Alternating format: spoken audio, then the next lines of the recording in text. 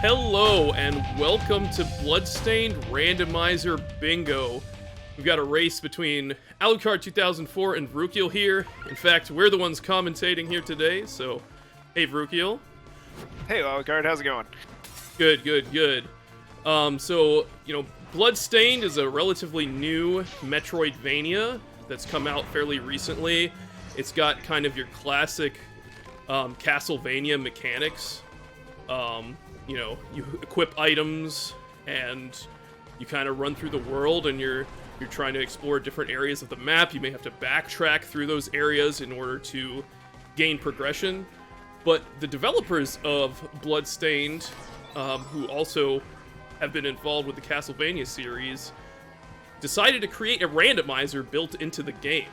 So all of the items, all of the shards, as you'll see where enemies drop shards here that give you different powers, all of the saves and warps and all sorts of things are randomized in a way that's hopefully completable, which is good.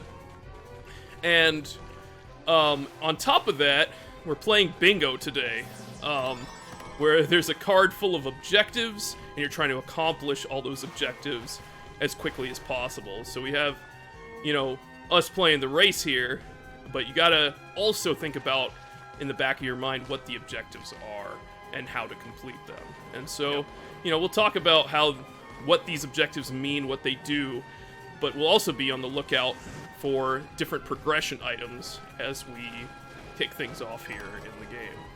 So early on, we start on the Galleon Minerva, and we're just looking for weapons and items. So what kind of stuff have we found so far? Well, we definitely have our favorite greatsword here. It's actually a pretty neat weapon called Carno's Rebuke, which you could charge up. It's like steam powered, and then you can do a super attack. Unfortunately, what that also means is you'll see both players struggling with it, since occasionally, and we're not sure exactly what causes it all the time. Maybe it's holding the button down too long. Maybe it's what have you. But it can sometimes fizzle its attacks, causing you to take some heat. Yeah, that could be pretty unfortunate. Now, we've also managed to hit a few different shards here. You can see those glowy crystals that kind of inject themselves into Miriam, our main protagonist here.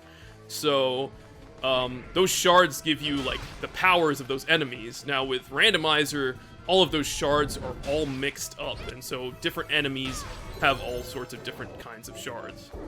Yep, and all the chest contents are mixed up too, so if anybody's played the base game, you'll see us hitting very different things in a lot of these chests on Galleon Minerva here, which you would not find here normally. Definitely, and that flame cannon that Alucard just hit was Dimension Shift. That flame cannon actually is the only enemy in the game that has 100% chance of dropping a shard. So it's always good to kill that one early to see if you can get something that can help you. Now, what does Dimension Shift do for us? Dimension Shift is probably the most important and the most versatile movement shard in the game. It is necessary to complete the game, in fact. It lets you teleport a short distance even through objects at the cost of mana. It's very useful. Yeah, and it is kind of a steep mana requirement. It is, 15 mana a pop, and when you're in the early game here... 15 or 30? I believe it's 15. Every time I you use understand it. something. I guess it also depends, what other modifiers you might have. There's some different items that modify your mana usage, but yeah, it can be a bit mana taxing in the early game. You can see, our max is 122 right now, so that doesn't offer you a lot of options in terms of using it a bunch. But, that's a resource that you have to optimize in this game, just like your health and, your items and maybe your consumable items. There's some consumable items that you can get over the course of the game that can heal you or give you mana back. Or even money. Indeed. So kind of moving over to the bingo aspect of this game. So there's so many different shards and items and enemies, bosses, all sorts of aspects of this game that are represented on this bingo card. So if we start kind of here in the top left corner, you see collect words of wisdom and red remembrance shards. So you need to find the enemies that would drop those shards and then actually get the shard drop from those enemies, because shards aren't guaranteed in this game. So you need to hope that you can get the drop from them, and hopefully over the course of the game your RNG kind of evens out as you're killing more enemies. But there are ways of improving your chances of getting a shard as well, right? Exactly. Obtaining more of a stat called luck will allow you to improve your chances. There are also certain items that affect drop rates as well pretty substantially. And they usually give luck to boot, so it's a nice double whammy. Yeah, for sure. And I mean, some of the other stats that you're kind of looking for in the early game are strength and int. There are defensive stats like def and mind as well, but you want to DPS things down as quickly as possible, and just good offense is a good defense, honestly, in this game, especially when you're playing it at a higher level too. Absolutely. And to circle back slightly here, you see Vrukiel just kind of hanging out on this platform here, and what I've just now realized is he actually equipped the Skull Pendant earlier, which we also just saw Alucard pick up and equip, and that doubles all of your mana costs, with the benefit of actually making your shards hit much harder. Now, unfortunately, that doesn't do anything for Dimension Shift, so that's why you see him struggling with mana over here on the right. But he does end up making it up there and hit that chest and the hidden wall as well. Yeah, and we also see a great pickup there of a club called the Makwatl. Hopefully I'm pronouncing that correctly. But that is a good improvement on damage, and you don't have to worry about like the greatsword wind-up or anything like that. Consistency issues from Carno's Rebuke too, yep. Mm-hmm. So it's a nice pickup there, and over the course of the game, we might see both players finding items in chests, or once we get to town, there are opportunities to purchase items or craft them as well. So there's a lot kind of going on with the game there. We'll see that probably pop up here in the early game. Now, continuing down the card, collecting Galleon maps. So we are on the Galleon Minerva, and there's an item called the Galleon map that kind of gives you the lay of this early area. For some reason, the developers didn't add maps to every zone, so you kind of just have to explore the rest of the game, which is fun, obviously, but that's the only map that exists, so it's kind of a fun tile. If you find it, you find it, and it'll get you an objective on this card. Exactly. And to muse on that, perhaps it was, because Galleon Minerva was kind of like the first spot you'd start, maybe it was a bit of a, here you go, here's a little bit of a, thing to help get you started. Yeah. Usually you find it very early on in the ship. So we did just see a white shard there, grabbed from the Dullahammer heads by Alucard, and Invert is a pretty amazing shard to get early on. Very powerful. Yeah, Dimension Shift does kind of get you pretty much anywhere that Invert can, but Invert doesn't cost any mana, and it's generally a lot quicker to get places with Invert, and you might see some of that usage coming up here as Alucard continues exploring the ship. Yep. And there are also a lot of specific places where you'll see some cool stuff happen. Hopefully we'll show it off later, where Invert is definitely more useful than Dimension Shift in certain areas. Or at least more user-friendly.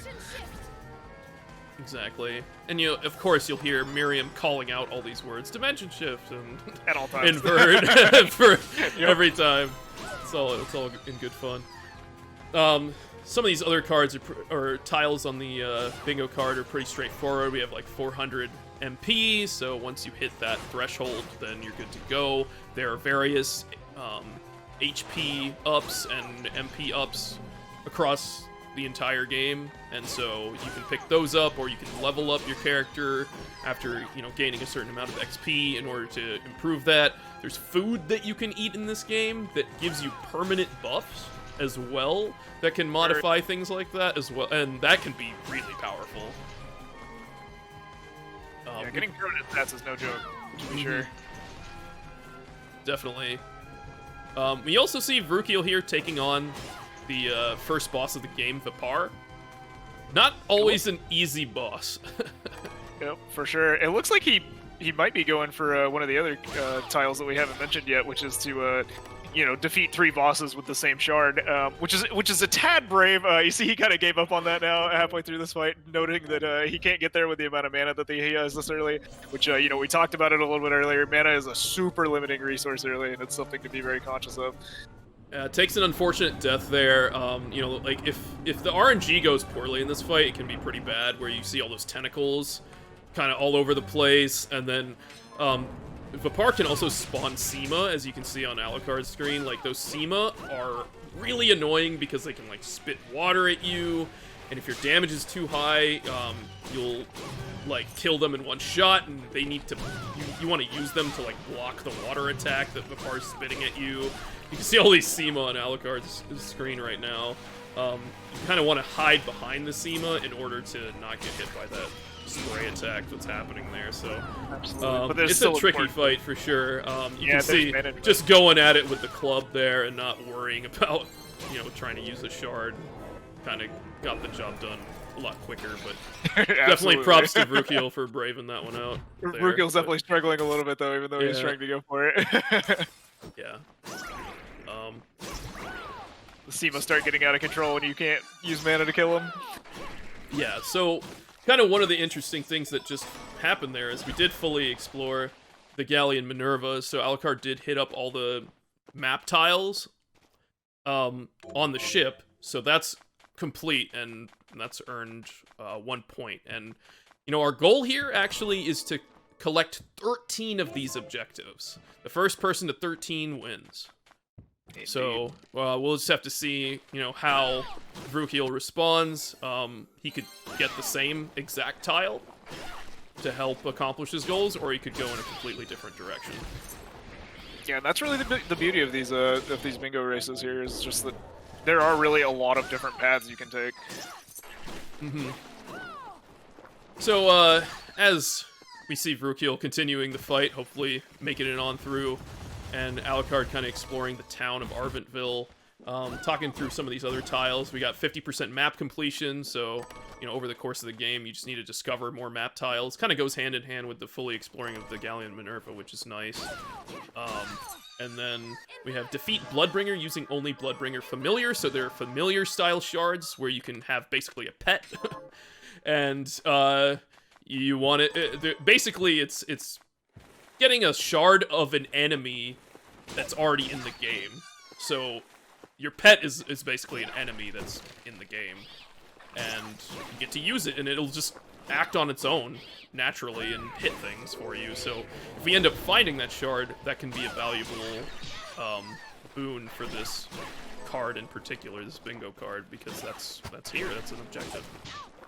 Yep. And we see alongside that, the very next one is to defeat all of those kind of the same enemies, the different ones that usually drop the familiars with only a familiar. So if you do pick up that, even just the Bloodbringer shard by itself, that allows you to kind of go after both of these tiles here. Yeah, exactly. If you can think about the card and try to puzzle piece what combos together well, you can benefit quite a bit. Looks like Vrukiel's having a much better fight. Giving up on, giving up on the shard completion. Figures he'll probably just get it later. Decides he spent enough time wasted on Vapar and just goes for the kill. Yep. Sometimes you want to try to commit. You could see, there are some interesting tiles in this card. We'll get to that in a second. We got collect Kung Fu Vest, Hound Vest, Assassin's Vest. Those are just some armors that are available in the world. Take a carriage ride in Garden of Silence, which requires an important progression shard called Craftwork that can help you move objects around. So we'll be on the lookout for that. Defeat a boss using only daggers. So there's so many different types of weapons in this game. There's swords, there's great swords, there's clubs, there's spears, there's daggers, there's footwear, like shoes. So all sorts of stuff. Yeah. To go with it, to make them, which you just saw Alucard perusing a little bit. What are we transmuting this time? Here's some more shards. Collect money as power and pickpocket. We'll be on the lookout for those. On this card, we also see collect a shard from both Carriage, Morte, and Gujin Cannon, which are the kind of cannon-style enemies. We haven't seen either of those yet, but we'll make a note once we see either player kind of complete half of that objective, or if we encounter any of those enemies. Activate 10 levers. We'll see some of those pretty early on in the game, and over the course of the game, you'll see the players try to find those levers and activate them. They usually just activate elevators or bridges or different parts of the room or the castle, maybe some doors as well. We got 10 differently named swords on the card, so if you can find a bunch of different swords, then you can get a free tile here. So over the course of the game, be on the lookout for those. Maybe you get 8 of them, and then you can craft the rest, or you can purchase them in the shop. But when we say collect, that basically means just have in your inventory simultaneously. That's pretty much what collect means here. Defeat a boss using only bunny morphosis. That's a kind of a fun shard where Miriam turns into a bunny and has some like kick attacks and stuff. If we see that shard pop up, that'll be pretty fun to see some of these players try to take on some bosses with that. And then I think Vrukiel was kind of pointing at defeating 3 bosses using only a single shard. I think you were trying to use that bone toss there. Yep. Bone toss and the true arrow, which true arrow was I think definitely the clear winner there, but even so, just not enough mana to get through Vipar. Yeah, some of the early game shards that we got in this randomized seed were not the best DPS. Yeah, pretty mana intensive and also not a ton of damage per mana. Yeah, and for these defeat using only a single shard or using only bunny morphosis, that has to be your only source of damage. So that can be a little tricky if you're mana limited, especially in the early game. Absolutely. Or if you accidentally kick the boss. So what are some of these other objectives we got? So we've got one of the optional bosses here, which is locked behind actually one of the keys that I think you saw both players pick up in the ship, which is the Warhorse boss. This one's located in Garden, so just going and taking him out real quick would be a quick source of a tile for both players here. You hear Caribou sing while playing on the piano, and she's another one of the familiars that you can get. And so there's a really cool interaction in the garden where there's just a piano sitting in the open, and Miriam will sit and play the Bloodstained theme, while if you have the Caribou's follower out, she'll sit and sing alongside, which is quite cool. So if we see that familiar picked up, which is quite possible, you may see the players run and try to snag that. Then you see defeat Valifar, which is a boss that's pretty late in the game. And he is locked behind a very important weapon, which you will hopefully see at some point here. And we'll get more to that later as we see what the seed holds. And then you see another tile, which is the gold bullet and jackpot shards. So once again, just another reason why just hitting some of these shards is going to be really important in this game. If you find one, it may very well be worth doing some full clearing of shards, making sure you see what enemies have what to get the other one. Then you see a pretty fun tile, definitely a pretty kind of a natural one as you progress through the game, which is kill those murderers dead 7 times. And what that involves is talking with the person that you just saw on the middle floor there with on Vrukiel's screen. She will give you quests to go kill certain monsters to avenge the townsfolk that have been slain by them. So you want to complete those quests 7 times to pick up that tile. Just after that, you see Master Carpenter, which is another optional boss, which is deep in, I think, Oriental Sorcery Lab, which is pretty late in the game as well. Yeah, that can be a very tough area of the game. We'll see if he definitely can be. We have Dimension Shift. We will have to find a Carpenter key in order to access that boss, but if it does come up, that could be a pretty interesting option for players, because we do have the mobility to get there already. And Carpenter can be, honestly, a very challenging boss as well. He hits quite hard. He can be sort of trivialized to an extent with the use of Invert, which you see one of the 2 players has, so that might be an interesting thing to see either or both of these players go for, especially with, as you say, the use of Dimension Shift to get there. Then you have another shard collection card with Deep Sinker and Aqua Stream, both water-themed shards there. One of them allows you to sink to the ocean floor which allows you to pick up underwater chests. The other one allows you to kind of like propel yourself through the water, and and that would be Aqua Stream, which normally is how you traverse some of the water zones. And there you actually see, we were just talking about the Carpenter key, and you saw Alucard just pick it up as well, so now he actually has access to the Carpenter due to that key. It'll kind of have like a locked door that will be impassable if you don't have the key to enter. Yeah, it's a bit early in the game for our players to go for that area of the map right now, but it is available if they're willing to brave it. But you know, they might actually get one shot by Carpenter. Yeah, that is the kind of damage he can put out. Yeah. For sure. Yeah, probably almost definitely won't see that for a while, but it is something that is available, as you say. And then you see, following that, we have another kind of a kill quest on the card here, which is defeat the 3 giant cat enemies. One of them is found pretty early, one of them's found kind of in the mid-game, and then lastly, one's found near where the Carpenter is. Yeah, the developers seem to have a love of the animals, so you'll see a lot of different types of animals in this game, and they're represented well. Like, this game has really stunning visuals, all in all, and it's just great to see like the different zones in the maps, and just as everything comes together, it just turns into a fantastic looking game. Yeah. Absolutely. Even just like checking out the backgrounds where both players are, you know, that's something that, you know, even just playing, you don't even notice that much. Just taking a look, they're very varied. There's a decent amount of details in the background, even. For sure. Not to mention the foreground. Yeah, and to round out the card, of course, we have fully explored Galleon Minerva, which we saw Alucard do already. I'm sure Vrukiel will go back there. That's reasonably quick to do. And then we have collect 2 of bunny boots, bunny ears, and bunny scarf. So those are a little bit harder items to find, or you may have to buy them or craft them. So you only need to get 2 of them to accomplish that, but it might be a little tricky to figure out how to get those. So players may need to farm enemies to find the materials in order to craft those items. Indeed, or to even find the items themselves. Mm-hmm. That's the beauty of randomizers, that, you know, it could be that one of those is so deep and locked behind something, you know, so hard to get at that you just never see it, and so it's definitely worth keeping an eye out for them. But at the same time, it's just because you find one does not mean you'll find the other one you need. Exactly.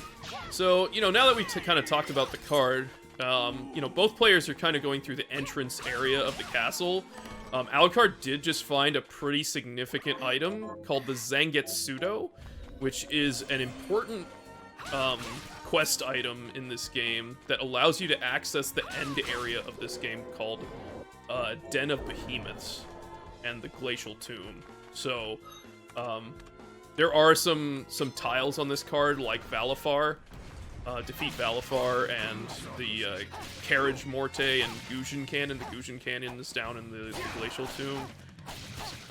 So some of this stuff is quite relevant for having Zangetsudo, and absolutely, maybe we'll see the players take advantage of that. But that is, like, again, an end area of the game, so it can be very difficult to traverse through. And now we're, speaking of Zangetsudo, fighting the guy that holds that sword. Indeed, Zangetsu himself. Yeah. Mm-hmm. So it looks like Alucard has made short work of him with a dagger, netting him another tile. Yep, you saw that dagger. poison kukri purchased by Alucard in town. Vrukiel finding Summon Hellhound there, that is a pretty interesting shard. For sure. Doesn't do much right now, as I don't even think he can cast it with the amount of mana that he has, but could be very important later on.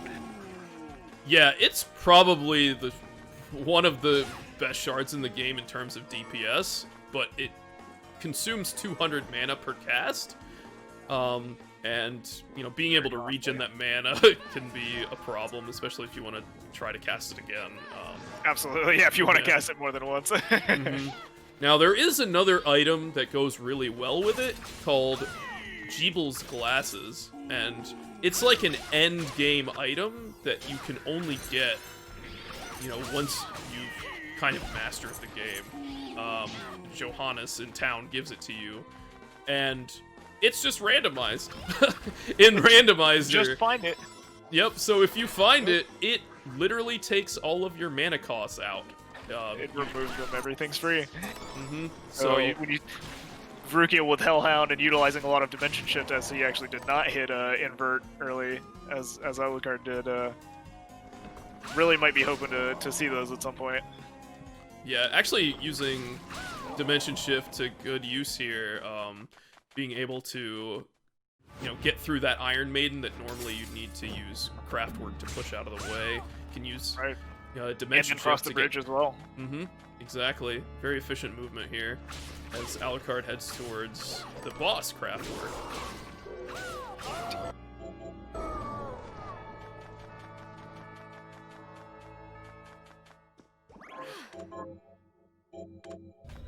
And you might see players kind of pause here and there. That might be, looking at the card. You're processing a lot of information. Yeah, you're like processing so much information all at once because, when the race starts, that's when the card's revealed. So trying to figure out like what your route can be through the world, what items you have, what progression shards you have to move next about the map to try to figure out where to go. What's even obtainable, at least as far as you can tell in that moment. Yeah, there's definitely a lot to think about for sure in these bingo races. So if you see the player kind of zone out for a second, almost definitely staring at the bingo card. Yep.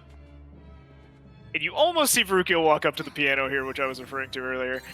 But more importantly, you see Alucard on the left here, going to the most important location in the entire game. Our buddy, I think Tom the hairdresser is his name, and the Killer Barber hairdresser. I guess. Yeah. He's actually friendly to the player, and he will offer services such as haircuts, hair coloring, and now more than ever improved to offer color wheels. So you can choose all kinds of different cool stuff: hair color, sub color.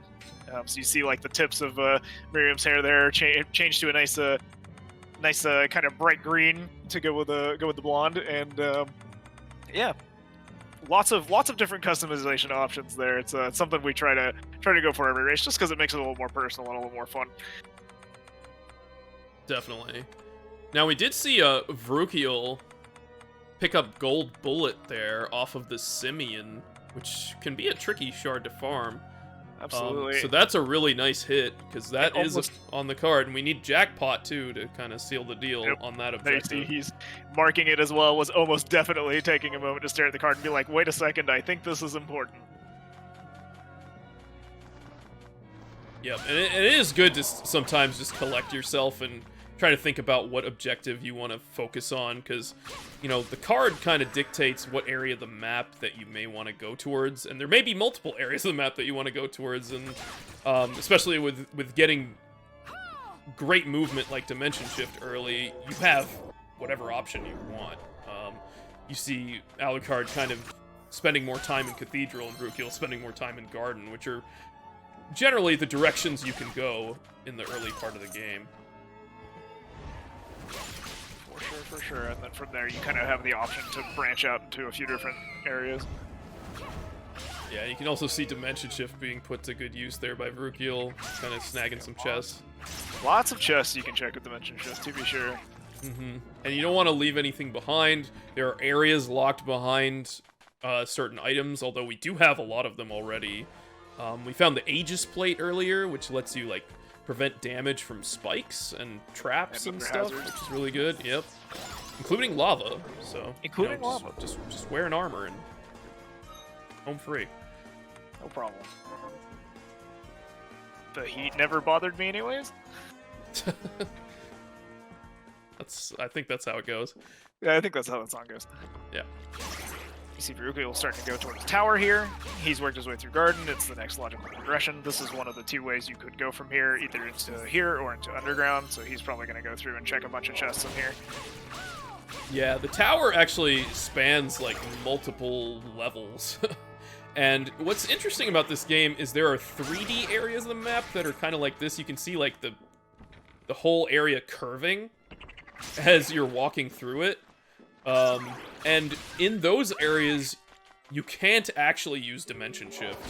So, you can only use Invert or another shard called High Jump in order to gain height.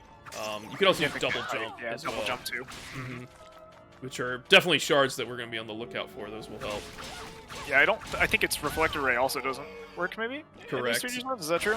Yes, there's a reflector ray shard that lets you kind of bounce around the map. Yeah, it's similar to Dimension Shift in that it's aimed, but it kind of, as the name implies, lets you bounce off of objects, and there are certain reflective surfaces that you'll see a little bit later on, that, or maybe we've already seen some of, but we'll try to point out, which let you kind of propel yourself higher.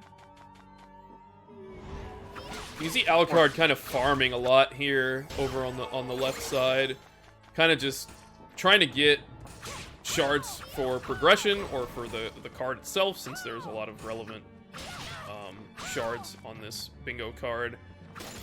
Trying to see if he can hit something, but decides to give up on the room with the Psy Wraith and just kind of walking on through here. And a lot of these shards are not really noteworthy. They may appear on other tiles, because the randomizer bingo, the bingo randomizer actually has over 200 different objectives on it, and so there's so many different combinations you can get. Manages to hit a good number of shards there, including Reflector Ray, which we were talking about. Meanwhile, Vrukiel's climbing the tower. So,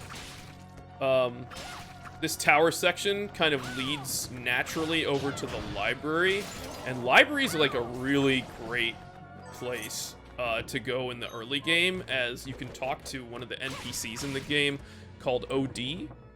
Interestingly, also voiced over by the Alucard from the popular Castlevania Symphony of the Night game. And he will lend you his tomes to give you extra luck or extra, might, so that you can do more damage. Can give you extra int, so your spells and your shards can do more damage. There's a lot of different options available there, and so that's a popular area to go early on in the game.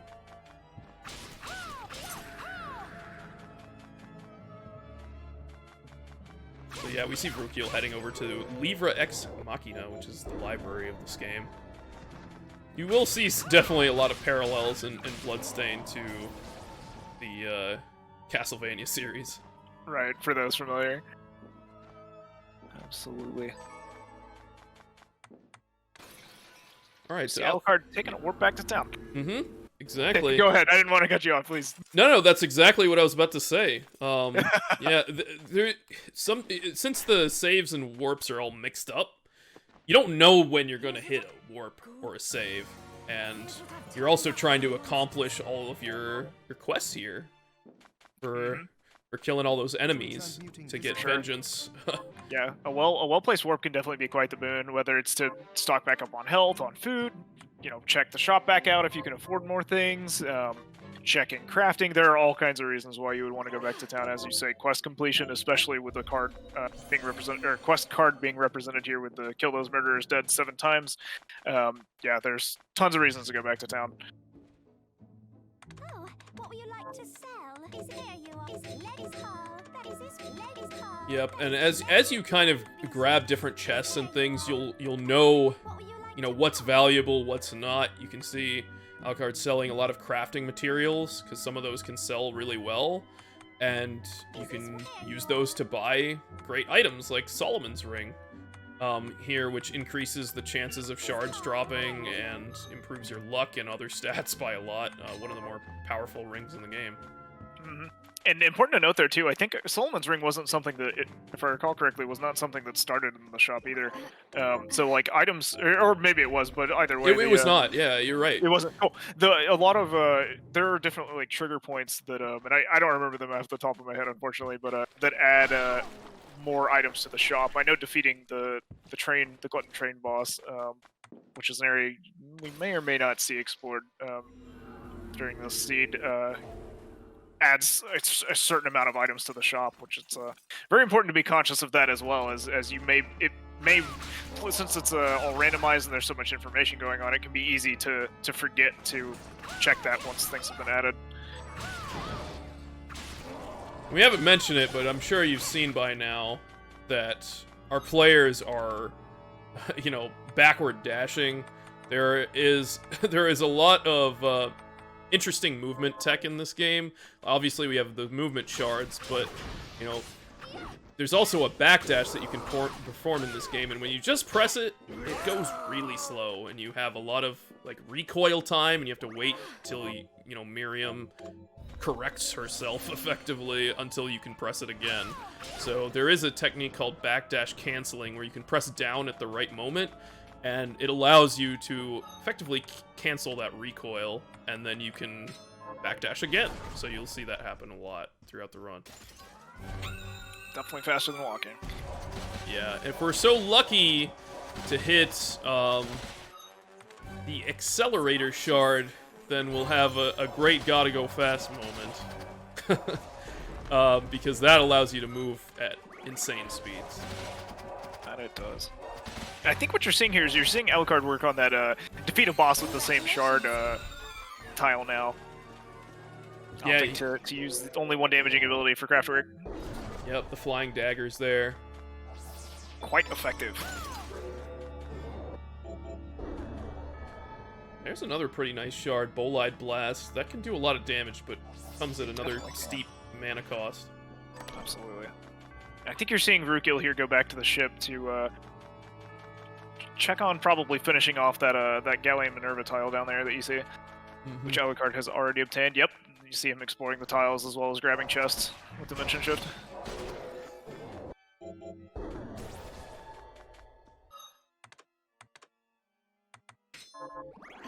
Yep, you gotta go all the way back to the beginning area. He didn't opt to do it while he was there, so now he has to backtrack. Though definitely still well worth it, as it takes a pretty small amount of time. And manages to hit some of the shards along the way, which is good. You know, once you come back with some extra luck, it can be a lot easier to hit some of these shards. You know, if you abandon certain areas and you miss those shards and you don't end up coming back, that can hurt you as well, or it can send you in a completely different direction, which can also be could be good or bad. Yeah, it just depends. It's part of the beauty of it. That's the beauty of randomizer. Decisions are made, and you know, sometimes it pays off to be thorough, sometimes it doesn't. You know, it's really a judgment call based on, you got to make the best call you can with the information you have. And you see, actually, Vrukiel there hit a really important item too, which I don't think we talked about too much earlier, unless I missed it, which I think Alucard has already hit at this point, called Alcahest. And that's something that you can actually use to talk to your buddy Johannes in town, and he will allow you to, you know, disassemble items in order to, you know, create their components. You know, in the base game, like, you have kind of your standard stuff, like, you know, an iron sword is made with, go figure, iron, as well as perhaps some other components. But in Randomizer, all of those components are completely randomized, so it can be a very quick and easy way to obtain very chase items. It just requires a little bit of time investment to farm said Alcahest. Yeah, and since everything's randomized, like all the crafting components are randomized, and you may need to take some time to like look through the menu and figure out, you know, how to puzzle piece to get the components you want to craft something, or if you want to deconstruct something to get the components, which might be amazing. Maybe the item itself that is created with those components sucks, but you know, if you decompose it, you might get amazing items. So it's all about kind of looking through the menu and trying to figure it out. An interesting puzzle in this game, for sure. Alright, then you see Vrukiel finally get onto the card, finishing exploring Galleon Minerva. On the board. Likely pausing to mark it there. And then maybe considering what's next? Indeed. Though I imagine if were I in Vrukiel's shoes, I would likely go to probably look at farming some Alcahest here, just because it very likely does something. Like, we see both players have kind of a strong weapon, but I wouldn't say there's particularly outstanding stuff in a lot of the other slots, at least right now for Vrukiel. So he's probably thinking pretty hard about what the fastest way he can farm this Alcahest is. But it looks like he may be opting to go back to town to confirm his assumptions, make sure that there is something that he can get off of it before he just commits to the farm. For sure. We got kind of Alucard retracing Vrukiel's footsteps here, so just kind of going through this garden area. Does have invert, so that does help with traversing through some of this, but just gonna find the same things. Or maybe not, if he doesn't hit the shard. Yep. Perhaps not. It's again thoroughness versus not. It can be crazy how impactful just hitting or missing some of the early shards or early items can be. Like, and that can be as simple as a crafting material like wool or what have you, which might be an important component and important component or an important thing to break down into whatever you might need. You see Vrukiel here definitely taking his time here, and then you see Jeeble's glasses there, making sure to note that that's on Mithril. And he's definitely eyeing this Alcahest for sure. I think we'll probably see some farming in the very near future. Definitely. Those Jeeble's glasses paired with the Hellhound, as we said, is going to pack a punch. So that is a huge find for Vrukiel. Very important to note, though, still, too, along with the Hellhound, he's still using Dimension Shift as his primary, like, big movement option as well. So it'll make that much easier to use freely.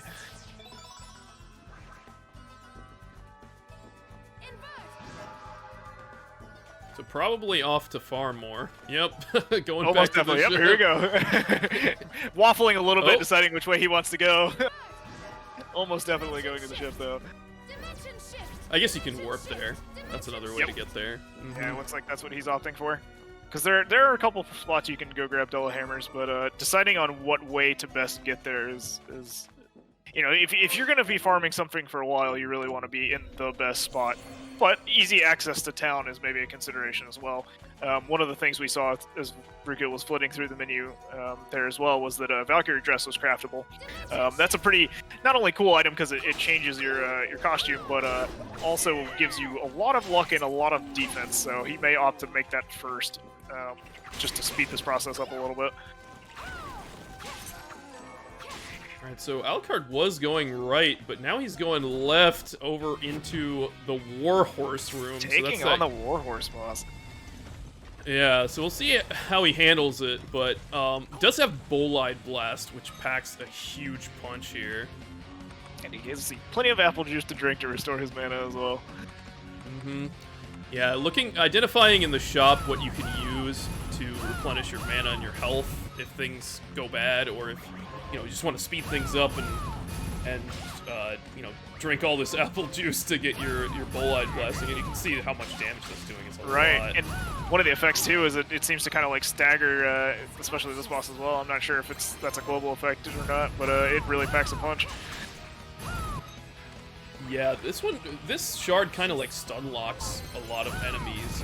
It kind of like stalls the game out almost, like pauses the game. Yep. So it's a good one for getting a lot of damage in quickly, but you can see it's draining the MP very quickly as well. So it's a trade-off, and you're paying for it with apple juice here. You got to buy all that in town. Resource management for sure. Food, money, all very important resources. You see, Vrukiel has moved to a different farming spot as well, noting that the other one was far too slow despite its proximity to town. Yeah, exactly. And there's certain optimal places to do farming, but you kind of want to do things in a good order, ideally. So like if you can hit things along the way in a different place, then it might be better. But there's the Revenant, the Warhorse boss, which is also very akin to Castlevania Symphony of the Night boss, Doppelganger, as many may know. With kind of a Richter skin on it. He uses a lot of attacks that Richter tends to use. Very iconic kind of character in this game that Holy pays Flame, tribute to Castlevania series. Yeah, I think the boss link aside, I think a lot of fans will recognize a lot of the moves and including the weapon he uses as well. And that's actually one of the beauties of playing the bingo itself. I mean, you do have the randomizer as well, but the bingo itself kind of exposes you to just more parts of the game than a speed run would generally, or even like a randomizer. Like doing those optional bosses, like the Revenant, the Warhorse boss there, typically is not seen. It just doesn't happen. They tend to just be like a last resort if you can't hit what you need. Here, Vrukiel's trying to cast Hellhound, forgetting that he has had the Skull Necklace on the entire game, which has been doubling all his mana costs the whole time. But does get it. Hellhound procs that cannon, a very cool interaction that you usually see early, since that first flame cannon that gave us Dimension Shift usually gives you flame cannon. And we'll actually light the fuse on those cannons and blow a hole in the wall, opening up a shortcut. So you see him using that to get to the warp quickly and go back to town here. Yeah, Alucard with some luck actually getting the gold bullet there. So, kind of even on that footing now. Indeed, indeed. One piece of the puzzle. Let's see what Vrukiel decides to grab first. I'd wager luck is in his future. Yep, opts to get the Valkyrie dress first. Makes sense. He seems like he's gonna farm some more.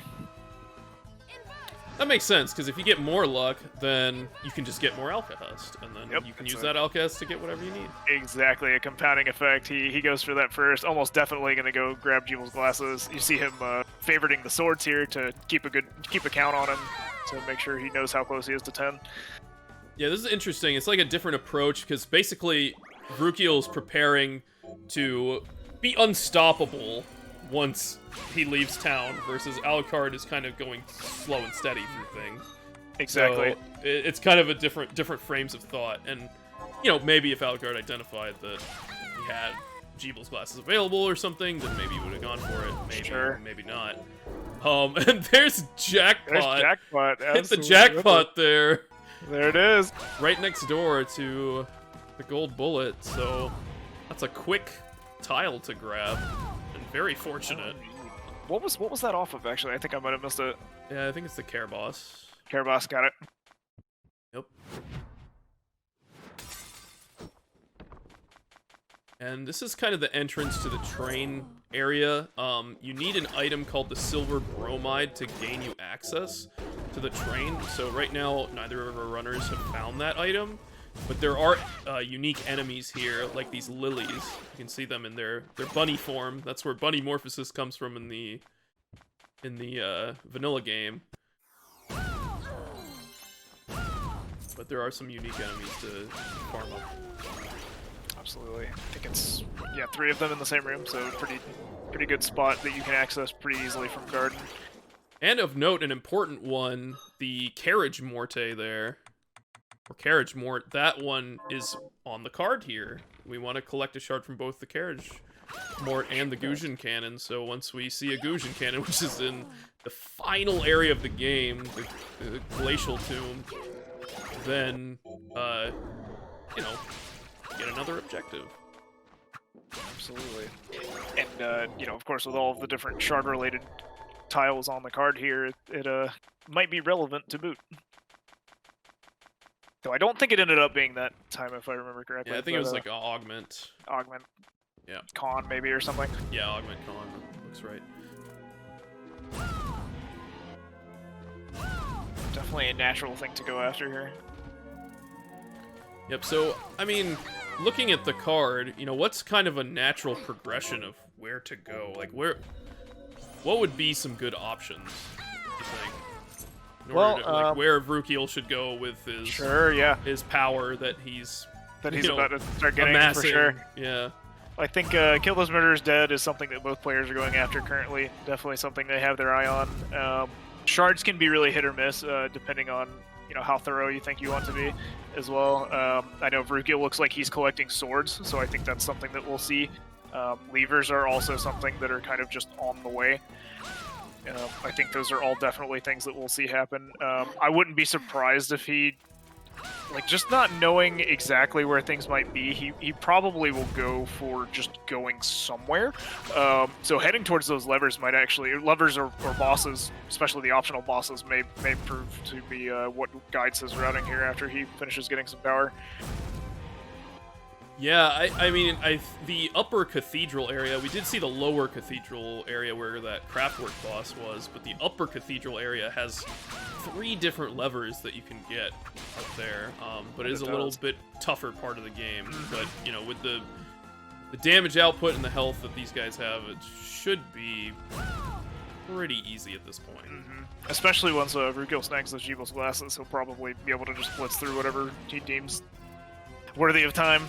Yeah, you'll see the difference in terms of how the bosses go and how the enemies fall and the damage numbers that you see on the screen. It's going to be obvious. very noticeable once you see this Hellhound Jeeble's glasses combo. Yeah, definitely. It looks like he's spending a lot of time on it here, but the payoff is pretty huge as well. Definitely interesting thing to go for. Yeah. You see Alucard going thoroughly making sure he hits the shards off of these enemies in Garden. Yeah, this Zagan or this cow here is just not giving it up. It's just not happening. Indeed. Sometimes it can be tough to hit those shards, and then you have to decide whether it's important, whether you continue doing it or not. But I think after you sink in a certain amount of time into it, it's worth it to just go ahead and make sure you see what it has. Yeah. It seems Alucard's on a mission, so. But Indeed. that can be good. I mean, if you hit something important, you don't want to leave it behind. But looks like gonna be heading back to the save. One of the nice things about the saves in this game is it does replenish all of your health and your mana, so it can help you go farm again. But it looks like Alucard's given up on that and is gonna move to the tower where we saw Vrukiel go earlier, and maybe we'll see a similar route. Now, Alucard does have invert. Yes, he does. So that can help climb the tower further. So we'll see if that's an option that Alucard elects to do. Absolutely. It lets him kind of circumvent all these cool platforming challenges, which, while fun, do take time. Instead, he can just kind of quickly go check chests. Bolide Blast still doing some good work here, one-shotting most of the enemies. These are kind of like the earlier areas of the game, so it works pretty much the same as anything else that Vrukiel would use. Yep. Or Hellhound, which we will likely see. Vrukiel's still hard at work over there farming Alcahest. He, maybe he's hopefully has planned it out to see how many he needs and is keeping track. Yeah, it can be a bit of a grind to get what you want. The enemies have different drops in their table, and then the full drop tables are shuffled among enemies. So like once you identify what enemies drops what, then you know what they're gonna drop, and you're seeing Vrukiel get the shards from the enemies, but not getting the Yep. item drops, which he wants. Though that shard, interesting note. So like all shards which do damage, at least to my knowledge, are influenced by intellect. So that augment int is gonna actually, though it might be a bit overkill, seeing how much damage Hellhound does base, but it does make a bit of a difference as well. Yeah, we haven't actually talked about like the different types of shards and stuff, but there is a number of different types of shards available in the game too, and you have to choose which one you want to use. So there's Conjure shards, which are the red ones, which might be like, summon Simeon or summon Hellhound, or throw a spear, or use some shurikens to, shoot at your enemy or whatever. And those are the red shards. For sure, which are all centralized on your character, so whichever way you're facing is which way that will come out. They tend to be damage focused for sure. Indeed, they do. Though there are some like Bloodsteel, which are more utility, which allow access to different areas or allow health regenning as well. You see, Vrukiel has obtained his Jeeble's glasses. Go ahead and throw them on immediately. This should be fun to see. Making sure to keep track of his sword count as well. Definitely. There's manipulative shards, which are the blue ones. I think Alucard found Standstill earlier, so you saw that. It drains mana really fast, but it kind of freezes the entire game, and you can move around, but the enemies can't, which is pretty impactful. So that also works really well with Jeeble's glasses.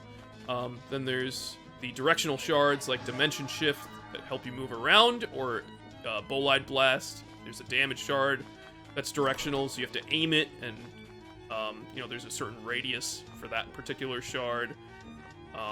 definitely different types of directional shards that you can use. Some might like petrify the enemies, like Petra Ray or Petra Breath.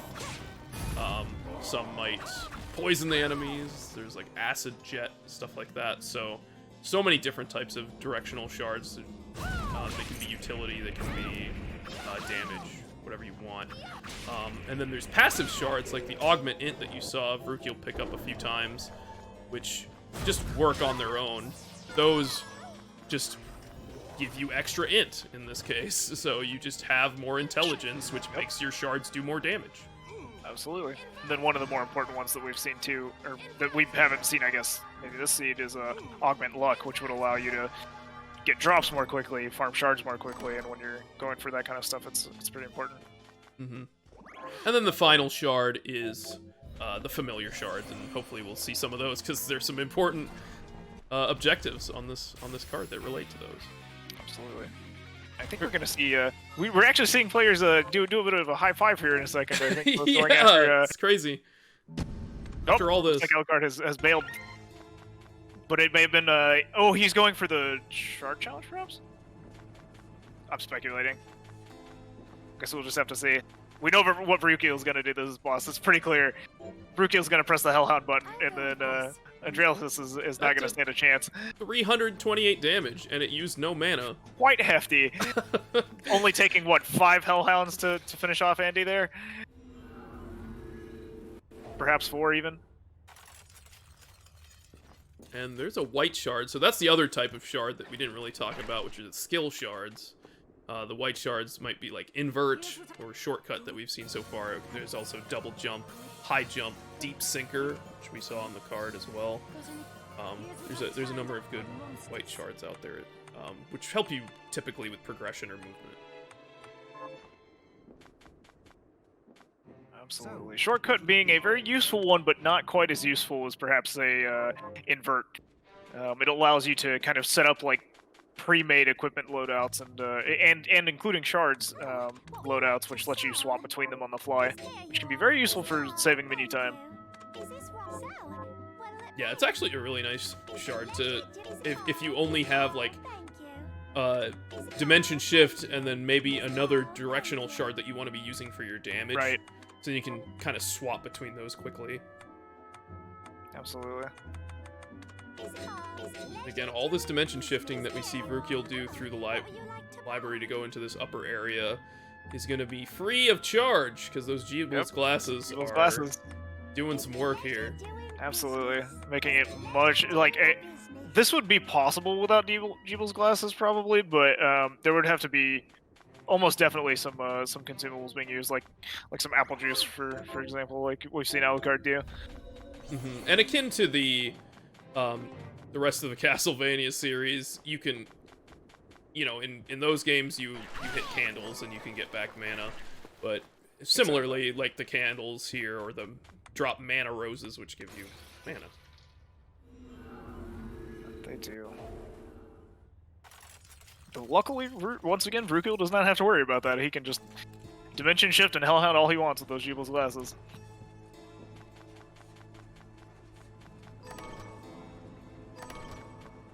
We got these maledictions up in the library causing some trouble. Can be pretty annoying enemies to get in your way because they turn you to stone if you get hit by them. Yeah, but you see Vrukiel dancing around, see he's having some trouble getting on that top platform here. It's a lot harder with Dimension Shift to get kind of up there. It's a bit tricky. Yep, and you can actually you see there he went to finally go for the bookcase that comes out instead of trying to Dimension Shift up there, but is still having some trouble with these maledictions. I mean, they can actually just combo you, and They the sure spikes can. at the bottom do a lot of damage, but, you know, if you're wearing Aegis Plate, which Vrukiel's not right now, then you can protect against that damage. Sort of trivialized indeed. And what can be really exciting is when a malediction petrifies a character and makes them fall into the spike pit. Can be very lethal. Yeah, exciting is a word. Dead might be another word. Dead would be another word. Yep. Yep. Very easy way to lose all of your health, especially if you only have about 400. Yeah. We got Abyssal Dragon, which is actually kind of just another enemy in the game. These are found kind of in the end area, Den of Behemoths, towards the end of the game, but you do fight him early on as well. Manages to get the shard there too from that enemy. It's not a guaranteed drop, so that's really nice peace of mind. Yes, it is. And that's another boss that Vrukiel has killed with Hellhound only. So, if you're gonna kill a boss using only a single shard, might as well be It's Hellhound. a pretty good one. Yeah. And I might have lost count. I want to say that brings us to 2, but I can't imagine Yep. we won't see 3. You're probably gonna see more, honestly. Probably will. Yeah, just with how powerful that Hellhound is. Ooh, there's Aqua Stream.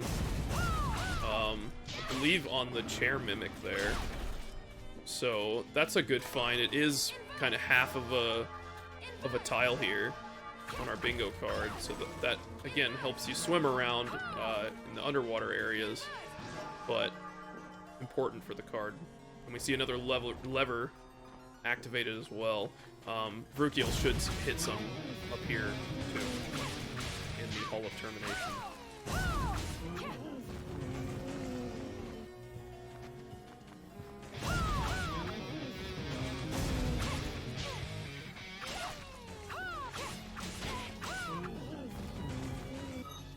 Just seeing those hellhounds flying over there. They're Very pretty amazing. effective. They have a huge like area of effect. Absolutely. Yeah. Just one-shotting all the enemies as well. Definitely a time investment early, but it does seem to be paying off as he gets to just fly through some of these later areas. Mm-hmm. And Alucard does have to, you know, like, periodically heal up or gain mana back using all that apple juice and stuff. So that time does add up. You have to go to the menu, you have to select what you want and eat it. So. Absolutely. Alucard electing to go to another boss here, Bloodless. I believe this will be the second boss if he's able to take it down using only Bolide Blast. Yep. So that'll kind of tie up the score there. Plenty of apple juice to get the job done. Plenty of apple juice. Takes down Bloodless. She did not get to do much. Bullet Blast is pretty effective as well. Pretty good.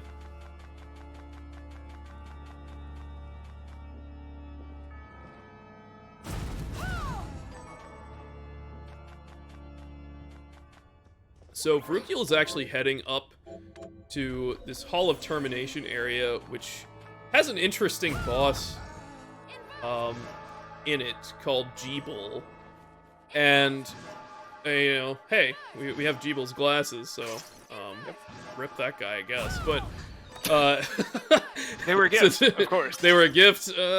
Maybe not so much, but he is kind of a boss that you don't actually want to kill in this game, and he is possessed by an enemy called Gremory that has taken him over. So you want to actually damage him enough not to kill him, and then use our important Zangetsudo to cut the moon that you know, Gremory is inhabiting behind him.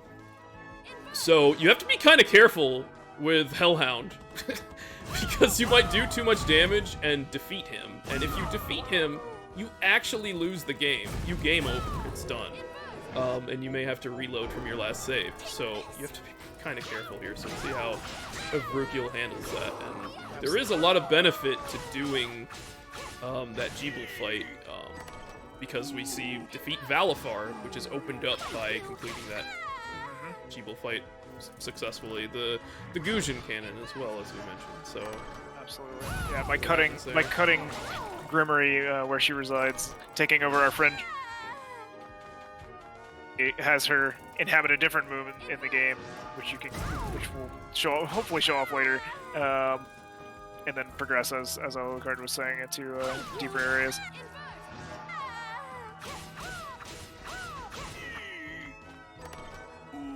A lot of this time right now is, spent farming the shards in this area, since we've kind of met up again, and then trying to set ourselves up to get a bunch of objectives later.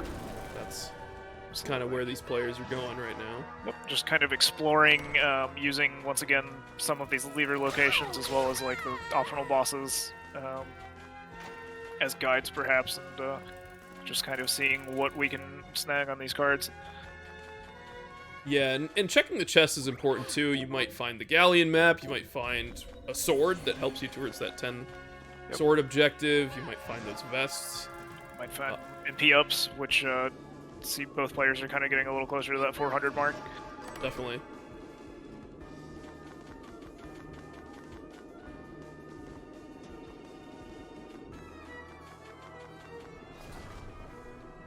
And here's the Jeeble fight for Alucard. Looking like Alucard definitely wants to push the Den of Behemoth's play. Absolutely. He picked up Zangetsu earlier. I'm not sure if both players have it at this point, but I know we definitely saw Alucard pick it up earlier, so he has the capability to cut the moon.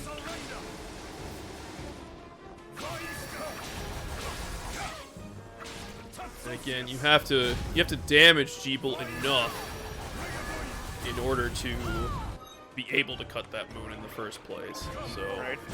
keep an eye on the moon and you'll see it turn to red. Unfortunate grab there from Jeeble as Invert was going off to get to the moon as well. Yeah. Here we see Grimmery is cut, ending the fight. Yeah, a little upside down there, but Grimmery's that big monster that you saw up here. You see Jeeble fully succumb to the Crystal Curse, sadly. But it's still a better fate than having to defeat our old friend. Indeed. And especially for, when you're actually running the game, because then you lose. Right, there's that too. Also important to note. both thematically and mechanically. So now the question is where to next. Indeed. There's definitely some routing decisions, because while there's a lot of good objectives to go for, it's also really important to consider what you can get along the way, too, to try to be efficient.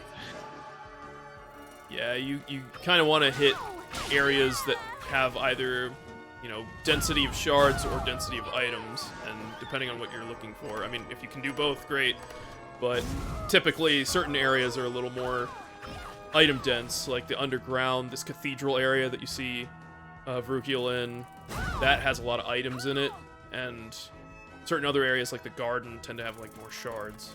So you have to like strike a balance and figure out what you want to go for, what you want to skip, which enemies you want to skip, which could be great or detrimental. Absolutely true. There are tons of trade-offs, lots of decisions to make. And that's what's great about this style of bingo. So, the Bloodstained Randomizer Bingo community has tested a lot of different ways to play the bingo. So you can play normal bingo, where you get 5 in a row. You can play lockout bingo, where if you're racing against somebody else, if you get the objective first, then you're the only person who gets it, and you've prevented your opponent from being able to get it at all. Yep. That's also an interesting way to do it. You can play co-op with your friends and see how many objectives you can get together, maybe in a time frame, or play 2v2.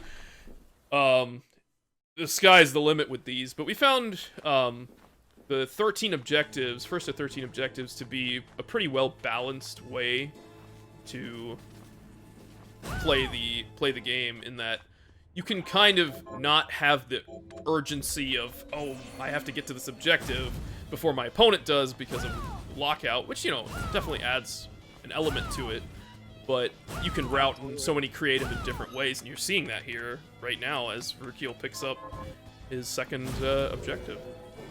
Indeed. Taking out those bosses quickly with Hellhound. Easy peasy. And Alucard did the same on the Abyssal Dragon there, so Nice. it's all tied up. Off. Also managed least to on find that. double jump there on Very nice Thunder call. Elemental.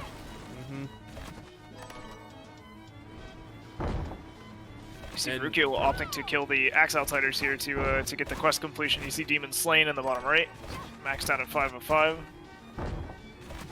For sure. One of the other things that double jump lets you do, which is interesting, is it lets you like kick downwards. Kind of gives you another ability, which is also present in a lot of the Castlevania games. And that can help you either move quickly, and you can see like kind of short double jumps occasionally from the players, or like that right there from Alucard. It could Absolutely. be a movement tech instead of backdashing. And you also just saw over on the right. Sorry, not to interrupt. No, you saw, that's good. You saw Vrukiel kind of abandon dimension shifting upwards onto that platform, and instead opt to kind of walk back and just idly hit these enemies, and just happens to hit Bunny Morphosis on the way through. So now he looks like he wants to maybe pick up a couple more just to make it a little more powerful. When you collect multiple copies of the same shard in Bloodstained, I'm not sure if this is something we've mentioned, it actually augments its power. So when you saw those augment ints being picked up earlier, it actually increases the value that it's giving you every time you get more, up to a maximum of 9. And that being one of the 2 ways you can upgrade shards or abilities in this game. The other one being talking with your buddy Johannes and getting him to augment them for you, which has various effects. Yep, great strategy here to power up the Bunny Morphosis, as it does do like a little bit less damage, I would say, than, Indeed, though, than the looks like he Hellhound. abandoned it after not hitting for a little while. But it's still a great find, so that's an advantage that Vrukiel can definitely Just a tile. enjoy. Speaking of tiles, we see Alucard had hit exactly 400 mana and gains another mark towards hitting that 13.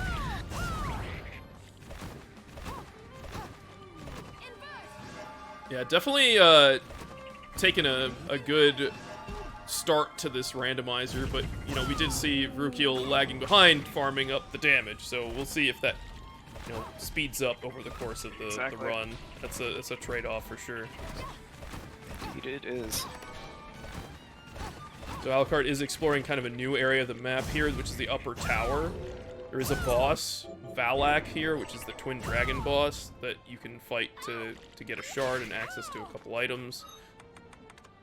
Not necessarily particularly on anything related to the card here, so I guess just kind of exploring. There is a lot of map to reveal here, so maybe going towards that 50% map completion. But just kind of going through, checking the shards, checking the items. And you see Vrukiel continuing to go through and hit levers as well. Yeah, this cathedral area is dense with levers. There's 3 of them up here, so definitely a good place to go. The tower also has a couple, too.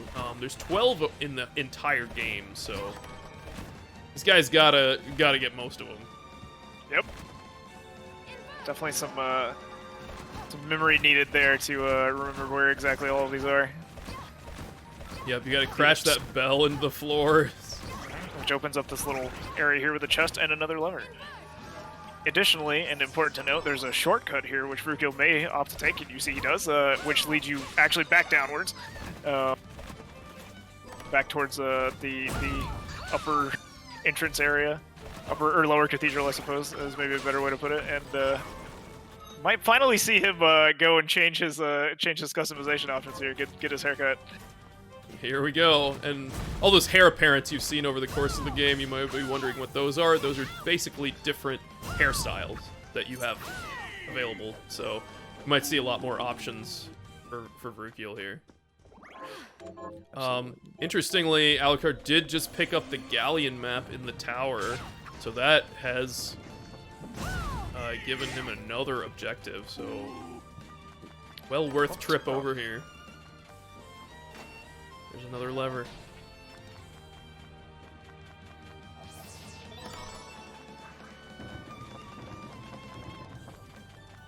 I don't think Alucard has hit any of the levers in Cathedral right now, so still has a few to go. Scrumptious.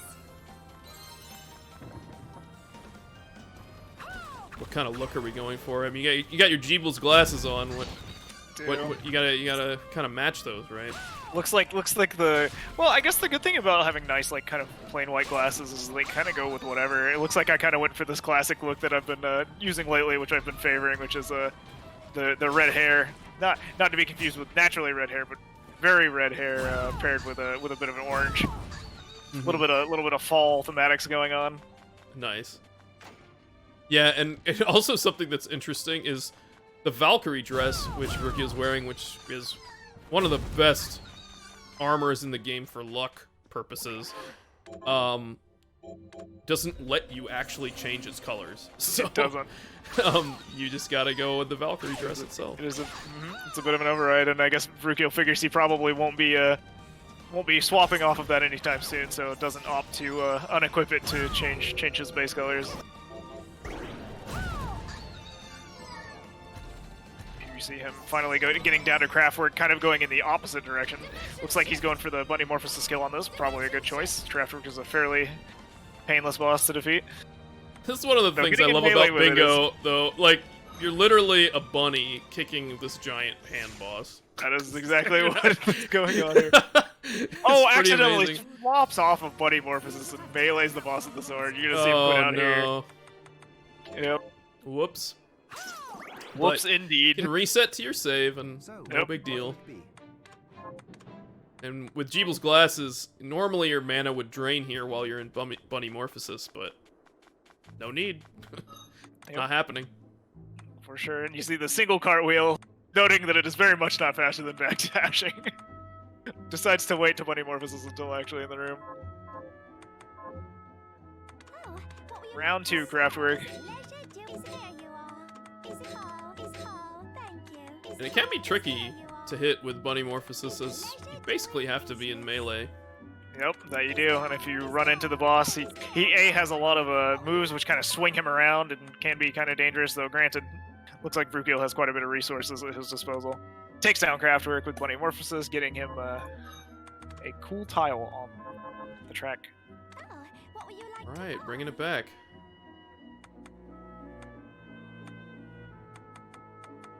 And moving towards that 400 MP as well. Indeed. Yeah, I suspect we may, following along with the route he's going, he may decide to swing back down and grab some of these, like, now that he's kind of hit critical mass, swing back through and kind of sweep through some of this early stuff. Like, I imagine we'll see him probably try to kill a boss with a dagger here soon. Yeah, and maybe that'll be a good opportunity for him to grab Zangetsudo. Indeed, He yeah. still needs to find. I don't think he's gone back and checked that either. He kind of just left that area.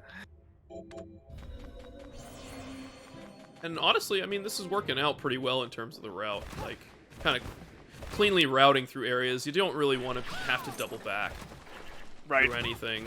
That's Exactly. in most randomizers. There's so many randomizers out there, but you don't want to backtrack as much as possible. That's typically a good guideline. Absolutely. You see him snagging his first Nyaban kill here too. Interestingly, we've got Alucard back in Cathedral as well, so The player's definitely running closely to another, almost high-fiving.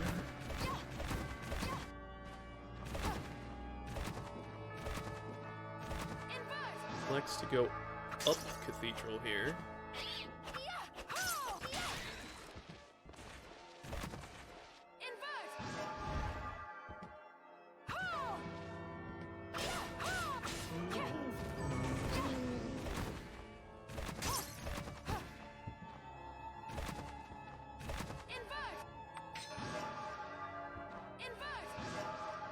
Just gonna be checking some of these items out.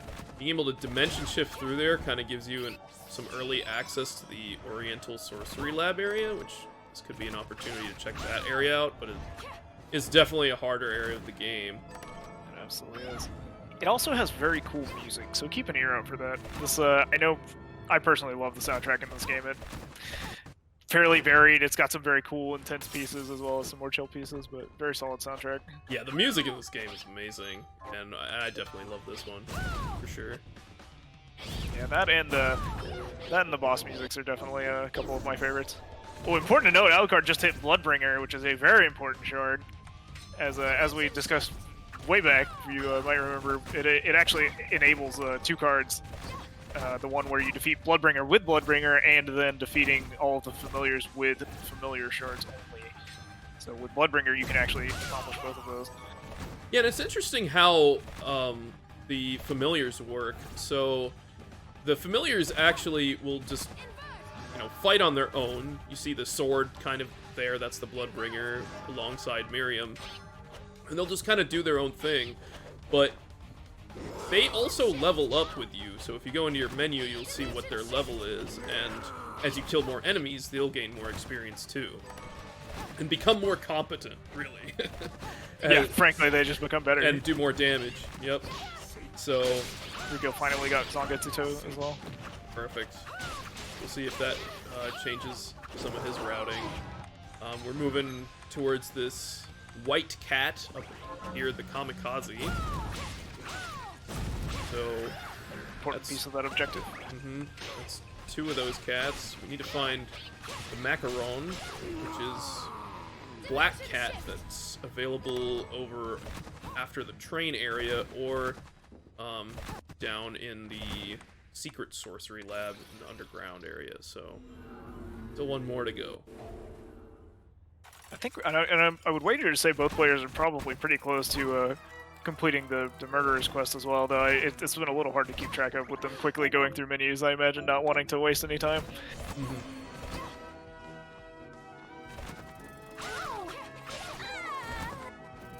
You see Vrukiel equipping the Kukri here as well, the same poison Kukri, actually, I think that Alucard used to defeat this very same boss, just doing it at a very different time in the game.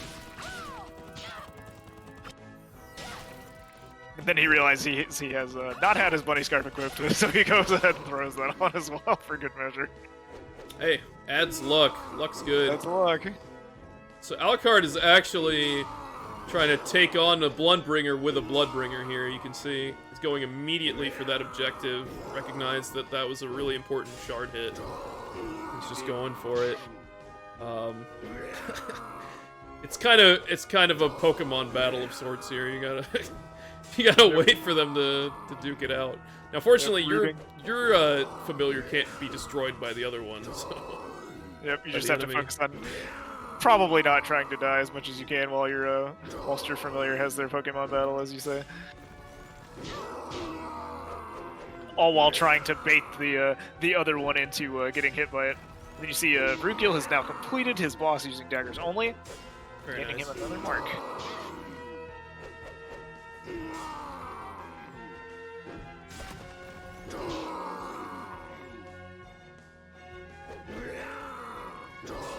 Looks like he's getting pretty close on those swords there as well. Ooh. Now he gets to return to using his beloved Hellhound again, no longer having to use a dagger. Probably very happy with that, as the poison Kukri is not the most damaging of weapons in the game, as it's a fairly early one. Definitely.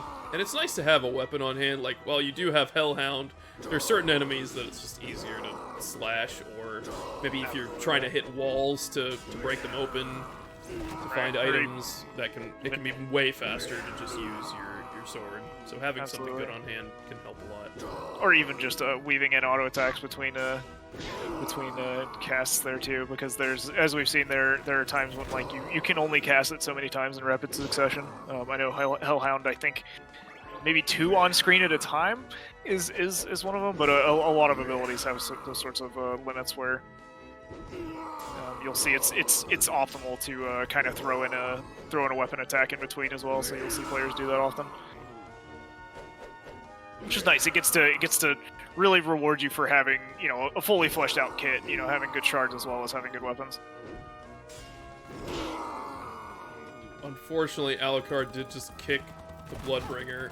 Oh no.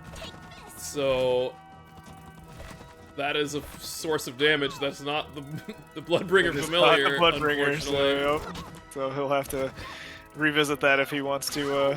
Maybe just needs to level it up more, because that was taking a while. Alright, it did take quite some time. Might just have decided it's not worth it.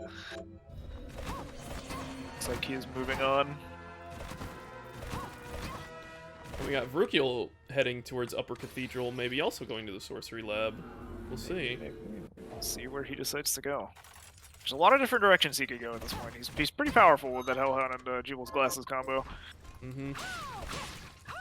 Also getting very close to 400 mana himself. We might be seeing something interesting here from Alucard, heading towards the Carpenter Boss in the Oriental Sorcery Lab. So we saw the Revenant, the Warhorse key boss earlier. This is an even harder one, the Carpenter Boss. Hits really hard and summons a bunch of crazy demon lords as well. So you have to be pretty careful in here, and it's a very small room. Yeah, which I believe are the final tier of that enemy in the game, and they're usually located in Glacial Tomb.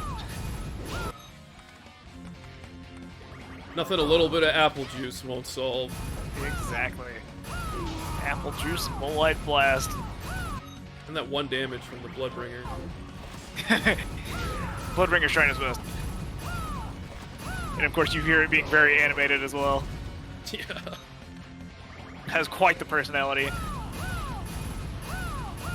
Definitely, aside from Carabos, who holds a special place in my heart, Bloodbringer is my favorite familiar in the game, I would say.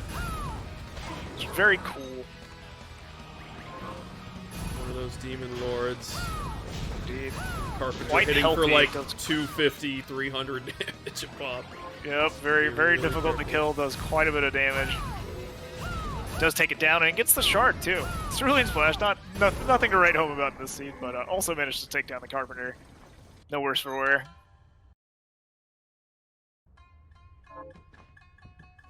You see Vrukiel almost definitely taking a moment to contemplate what his next move is on the bingo sheet. Dimension shift. Yeah, it's always good to try to figure out, you know, what to do next. Where am I going? Right. You can definitely punish yourself with a kind of haphazardly running through locales and wasting time. Better to take a minute here or there than waste 10 running through an area. Sometimes Without it's knowing hard what to you're going find after. the right path to victory too. Like, Absolutely. you know, if you There's have so too many ways. objectives to accomplish, Right. it's like, where do I start? Like, Exactly. you know, you can run around the map activating 10 levers, but that could be a lot of time, you know, Yeah. spent running around the map. But that goes hand in hand with map completion, so maybe you can do those two together. Exactly. Or you can go to Den of Behemoths. There's a lot of map to uncover there. That's an opportunity as well. You want to make sure you also go to the zones where the enemies are for your quest completion, so you can do the kill those murderers dead 7 times quest. So There's a lot to consider, to be sure.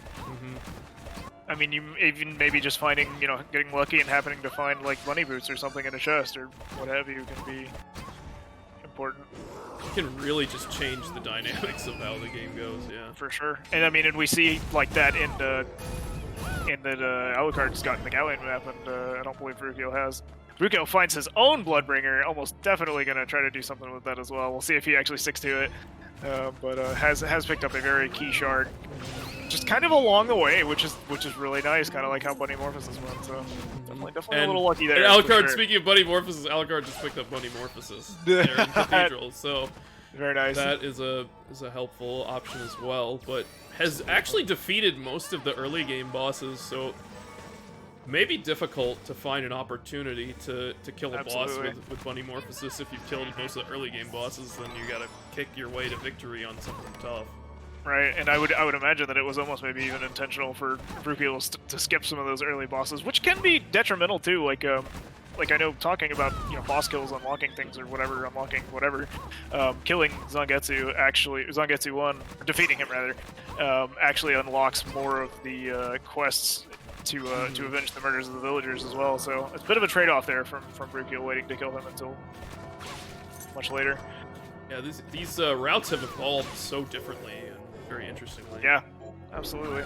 It just goes to show like how much diversity there is, even just in one run of bingo. Like the game can unfold totally different ways. Yeah, and you have a completely randomized set of shards and items as well to go with it. So you have a random bingo card, randomized world. You know, the sky's the limit. There's so much replayability in this, and that's what makes Absolutely. it so much fun. And we've seen Vrukiel also has snagged his 402 mana, not exacties, but over 400 mana nonetheless. Does it wrap around? No, I don't think so. No.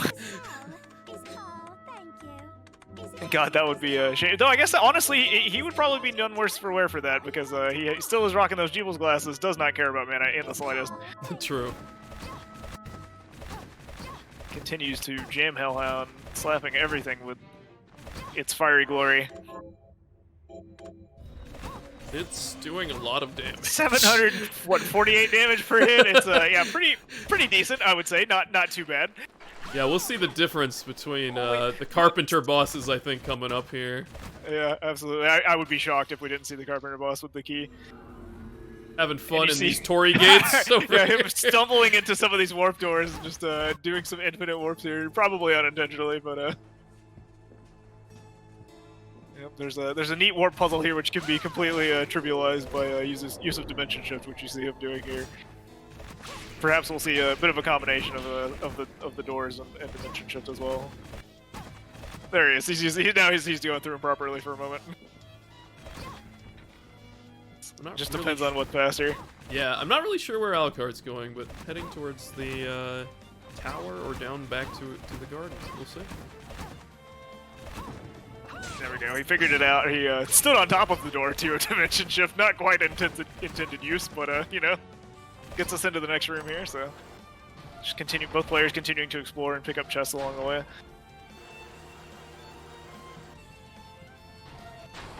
Oh, so Alucard's gone back to the tower where he actually did not fight the boss here.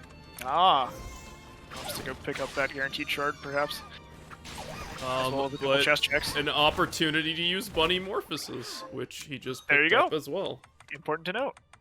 And you see Vrukiel here actually switching over to Reflector Ray for a moment. It is actually significantly easier to jump out of Reflector Ray, ultimately depending on which timing you're more used to. You can jump out of using Reflector Ray or Dimension Shift if you've used it from the ground. So opts to switch to Reflector Ray, which is a little easier to jump out of than Dimension Shift is. Definitely, yeah. It's very noticeable, the difference. Indeed. Both very important things to know how to do, though. Here's the Twin Dragon boss, kind of like one of the middle bosses of the game, I would say, and kicking this one can be a little tough when they're breathing fire at you. To be sure, quite tricky. In a very similar way, similar yet different way to Craftwork, in fact. But getting close to them is definitely tricky. So you have to kind of ride that line, and I'd say definitely one of those moments where you want to make sure you have a pretty good stock of stuff, just in case you end up kind of just hit trading with them instead. Yeah, once again, the power of consumables in this game is pretty insane. Like, it's just instantaneous extra health or mana or, whatever you want. It's great. It definitely rewards, like, as we said earlier, kind of like resource usage, but also planning. Like, sometimes warps, because they are also randomized, the save rooms and the warps are randomized, you might not find a warp room when you need one to go back to town to restock. So making sure that you utilize your money appropriately and make sure you've stocked up at the correct times. Noting and once again comes with planning your route and stuff too. Knowing when you're going to go fight some of these hard bosses and making sure you have the resources to do so is really important as well. Definitely. And, I mean, if some of this looks intimidating, you're interested in trying it, there are different settings for the randomizer. You can choose to do, unchanged safe warps. You can make it so shards only drop off of certain enemies. Like, all the white shards will be mixed together, all the red shards, so that it's a little bit easier to predict. But we end up finding that kind of full rando chaos rando mode is the way to go. You see Vrukiel making quick work and finding craft work at Master Carpenter here. That's huge. So Hellhound really paying dividends here. 567 damage per cast, I believe, on Master Carpenter. So it took him down in less than 20 casts, I would say, pretty easily. Back to back with that high jump found on Valak, so progression shards everywhere. But that craft work is super important in that it allows you to take a carriage ride, which is it opens up on the card. Yeah. For sure. High jump, kind of an interesting shard here because it allows you to just go upwards way quicker than invert can. Absolutely. But invert can still get you things that high jump can't. So it's a little bit interesting, but it'll just help it with some movement. It doesn't really unlock anything new. For sure. We see, I think Vrukiel sitting at 6 of the quests complete to avenge the murderers. To get revenge on the murderers. fallen There we go, townsfolk, avenge the yeah. fallen. Yep. So he is 1 away from completing that tile. I imagine Alucard is close as well. There's a Carpenter Boss and a Viewer in here. Maybe we'll see another Pokemon battle after the Bloodbringer's leveled up. It's kind of in the ceiling. Looks like he's working Not- on it. He's He's trying his best. All right, he looks like. Oh, here's a big swing. Nice. Unfortunately, gets stuck in the ceiling again. Really having trouble on this upper floor. We see Alucard opting to try to bait the Carpenter Boss enemy down a little bit so that the sword does not get stuck in the ceiling. There it is. There's one down. 1 of 5? One of 5, yep. And if we recall, I think Alucard did skip out on getting the Bloodbringer earlier as well, so we will see how he wants to go back and pick that up. Mm-hmm. But this room is very nice because, as you said, it's a 2-for-1 special. Both the Viewer and the Carpenter Boss are both in this room. Viewer's kind of stuck down there, a little soccer ball enemy. Yep. There, the Viewer is taken down. Cannot stand up to the might of the Bloodbringer. It's true. Unsurprisingly, the Valkyrie sword is much more effective. But Yeah. Pretty much everything else is much more effective, but that's the point of the bingo. It creates these fun moments. indeed, and ultimately, you know, finding the familiars later on in the game means they haven't leveled up as much with you. You probably haven't farmed the shard, which also makes it more powerful. We hear there's the piano we talked about earlier. Alucard just kicking right by it. So we don't have the Carpenter Boss. We can't really can't experience the full song in all its glory, so we leave it be. Meanwhile, it looks like Vrukiel is trying to get those swords, I imagine. Yeah, looking for swords, yeah. Would definitely not be surprised. Maybe checking out and see if he can find some of the vests as well, but most likely looking for swords or the second bunny equipment to go with the scarf.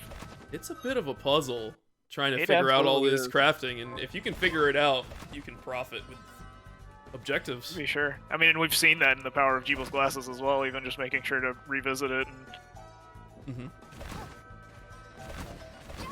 here we are, we see Grimmery Part 2 hiding in that big old blood moon, and Alucard's gonna take her out. Oof. And this is heading towards kind of the final areas of the game, the Den of Behemoths and the Glacial Tomb, so we're likely to see a Valifar kill coming up. I would be shocked if we did not. Definitely seems like low-hanging fruit for Alucard. Especially with invert and high jump, and double jump to boot. And Aegis Plate. and Aegis Plate, to be sure.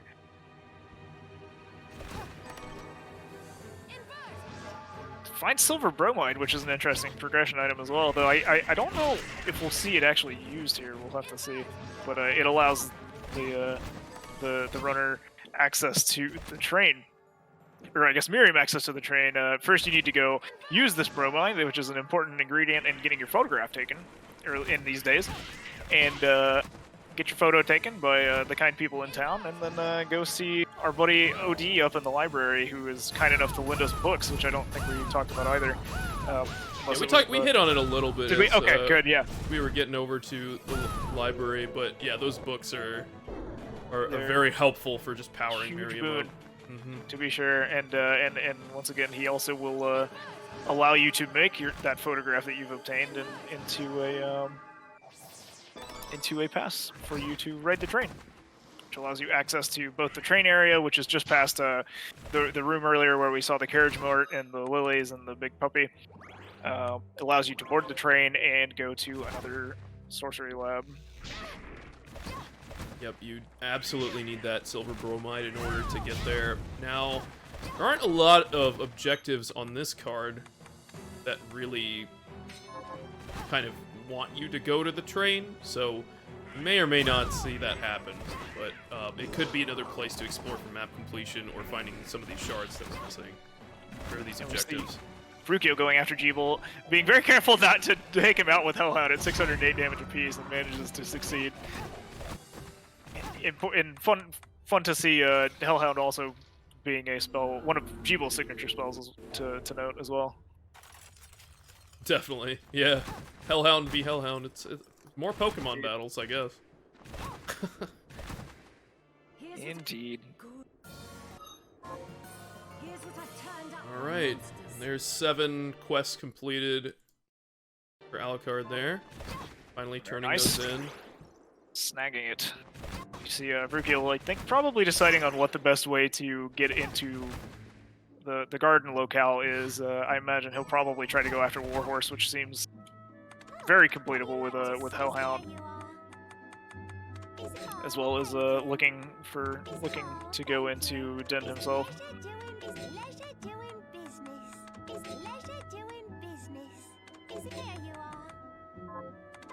Actually, we may see him go for his own Pokemon battle here. Yeah, Yep, there's a Bloodbringer. looks like he's going for it. Here we Gonna go. go ahead and try to snag that card. Alucard eyeing some swords there, but falling a little short. Important to note here, this is a whole card by itself, as well as a part of another card. So it seems like a pretty solid play to go ahead and snag this. Oh, accidentally kicks it himself. Oh no! You're Oh, trying no, to just like survive Alucard, too really. while you're doing this. You're trying to survive, so Yep. it's understandable.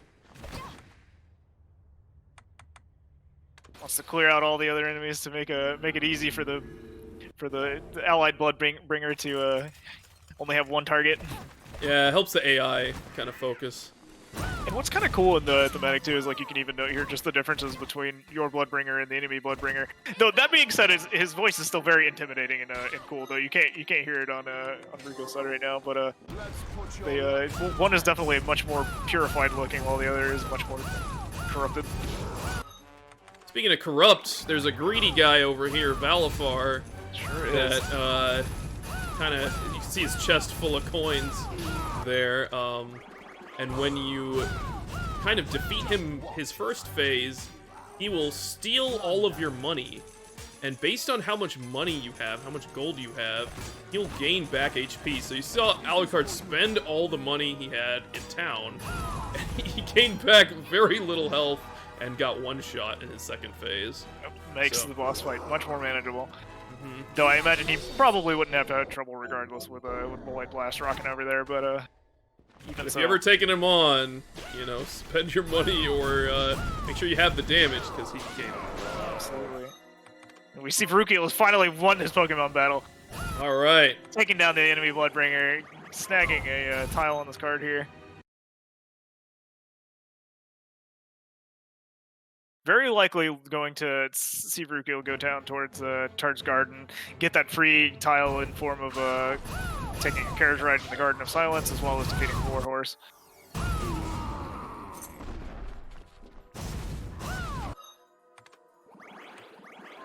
I need to double check here, but Alucard's has all the levers. We need to do a lever count for both players. We do. I mean, Yeah. luckily I remember, like, and we are doing commentary over our own runs here. I know levers is what Vrukiel finished off with, so it's fairly easy for me to keep track. Yeah, so Wait there's till the end. 3 in the entrance, which I know we both got. There's 2 in tower, which Alucard has. Yep. And Vrukiel has not hit those Vrukiel yet. has not gone to the tower quite yet. At least not the upper part. Yeah, there's 1 in Livra Ex Machina, the library area. Yep. So that makes 6. And then there's 3 in Cathedral, which I think both players have hit, which is 9. And then there's 1 more in Hall of Termination, so I forgot to mark this, I'm sorry. But Yeah, no, I believe that, there we go. That's, Yeah. that checked out. I think Alucard has achieved that now. Indeed, indeed. And into the final area of the game, the Glacial Tomb. Putting him at a crisp 11 as well. He's getting very close to completion here. Well, that was 12, actually. Go with 12. I can't count. Nice. Even better. Because here's our friend the Gushin Cannon. Indeed. And that's 13. Wow. There it is. GG, but Vrukiel kind of hot on the heels here. Right now it's 7, but that's a little bit deceptive because you can kind of kill all the defeat the familiars quickly. Take the carriage ride here coming up. I think we'll see that. That'll be pretty fun. And then maybe head into Den, do the murderer's quest because I think you were one off of that one. So it's a lot. Yeah, a lot of stuff gonna cascade in here. Mm-hmm. Can catch up quick. Absolutely. Oh, there's still this Warhorse boss. Good time to Yep. route that in. That's pretty clean because this carriage ride is right next door. Indeed it is. And that's kind of the thing you want to be thinking about with these randomizers and the bingo itself is like, how can I efficiently, put all these tiles together? Absolutely, and like, which way can I sweep through to really route them together? And we see Warhorse taken down there. For free. It was very For free. fast. Bring Vrukiel to a crisp 8. See how quickly he can catch up and make this look a little, be represented a little bit more closely as we suspect it might be. We know that there's another free tile coming up in form of moving this block out of the way here to take a carriage ride, which you'll see as a cool, fun interaction, which is how you normally progress and get through Garden, which of course we've already pretty much cleared through at this point, but this is how you would normally get through here.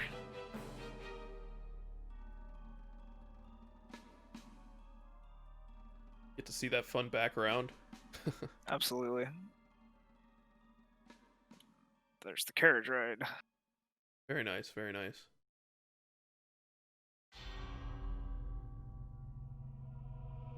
We'll likely see Vrukiel opt for working on finishing off his familiar battle quest here as well. Yep, another good room to get the Caraboss and the Buer. Doing a very similar amount of damage to how much Alucard was doing. Having a little bit better luck though, managing to keep this Caraboss a little bit more centralized. Yeah, if you're towards the top of the room, the Bloodbringer might just like end up in the ceiling. Absolutely makes it a lot easier. Clears out the other enemies so that it's easier to take out the Buer. Buer is taken down. I think that leaves only one left. Or no, maybe two left? The Dantaline and the Dull Hammerhead? That sounds right. Yeah.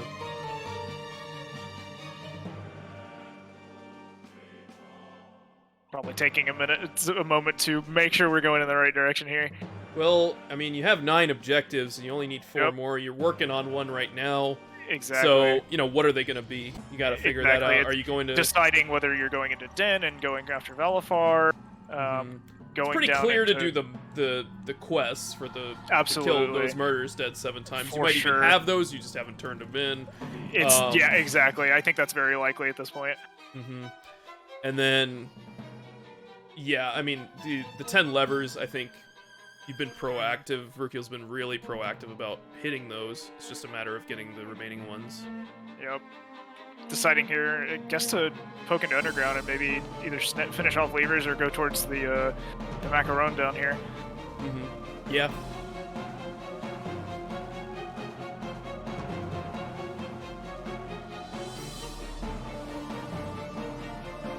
Perhaps just going after the Dull Hammerheads. Dullahammers. This is an interesting place to go for them. It's pretty nearby. And there it Take is. it down. Spins right through it. Probably checking and realizes, oh right, I still need Dandelions. Got to go back to the library at some point. Continues down here. Thinks better of checking the chest. Take too much time. Hits a warp room. Oh, that's perfect. Decides to leave. Gotta go. Nope, just kidding. Oh. Continues down here. Maybe a little bit of waffling. Probably knows that it's time to cinch things in. Just a little bit of waffling. Yeah, sometimes you just gotta figure it out. Like, which one am I going for? And that takes time to figure out. And that's part of the race. That's part of the dynamics of this kind of race, is that you may acquire a shard that just pushes you immediately in another direction, and you have to make a decision. Do I continue the way I was going? Do I go this different way? This is really opened up for me now. I can accomplish this objective, but do I leave what I'm doing here to go do that? Could I get something else out of it? Right, probably. I mean, still hasn't found Galleon maps, so probably figures checking chests and stuff is worth it. Maybe can use them to find the last swords that are needed as well. Though I think maybe at this point, just purchases from the shop might get Vrukiel there as well. So that one's also right on the table. There's Red Remembrance too, which is half of the equation for wow. One of the tiles. So there's a lot of stuff in reach here. But I mean, as we kind of noted earlier, like it can be really hard to like, you know, see like all these different pieces of the puzzle and be like, okay, well, which one should I actually go for? You know, like if you get torn in and try to go in too many different directions, then it can really you know, set you a little bit behind, as we're seeing a little bit here.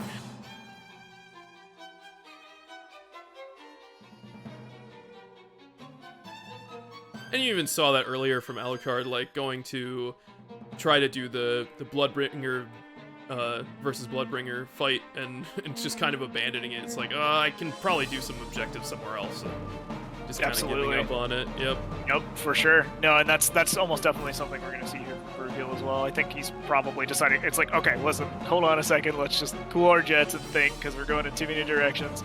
You know, we need to, we have like 3 or 4 objectives left. We just need to, like, you know, switch it in. We see he abandons Underground because he's like, we don't need this, and they're not important. Finishes off the Murderer's quest. Count to 7. There it is. Nice. 3 more to go. Yep, just 3 more to go. So, and my guess is we will probably see him go back up into the library, finish off the familiar quest with the Dandelions.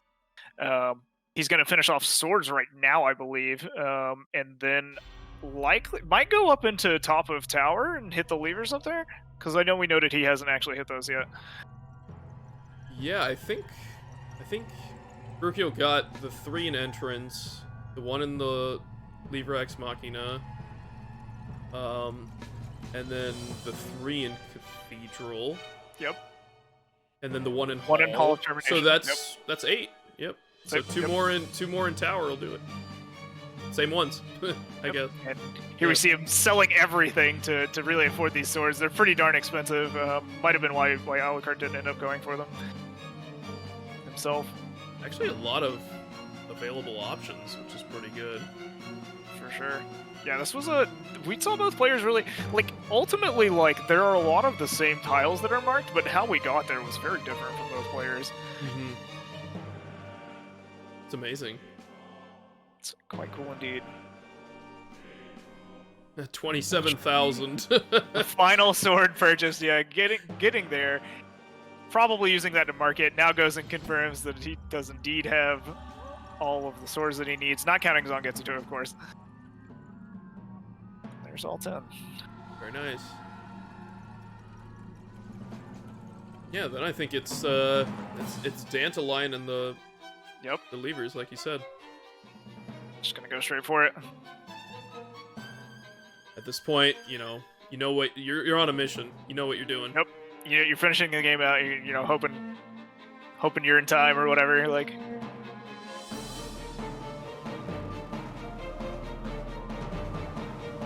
Just like let's not dally any longer. Time to go finish.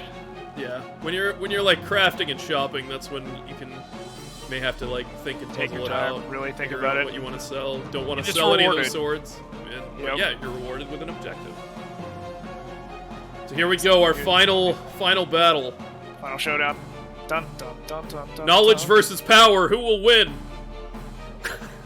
My money's on power.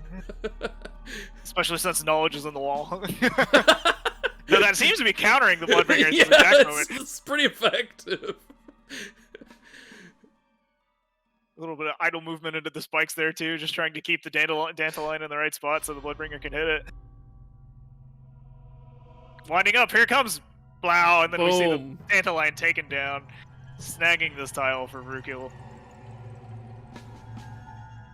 Man, those last like handful of tiles really came together quickly. Yeah, very quickly. Because it was like, it was looking like a big gap, wasn't and then very close, it's and then just it immediately was. closed. Yeah. Mm-hmm. Yeah, so just probably what, like maybe 10, 15 minutes behind Alucard here, looking like. 10 minutes, yeah. Though the in-game timer is not very representative.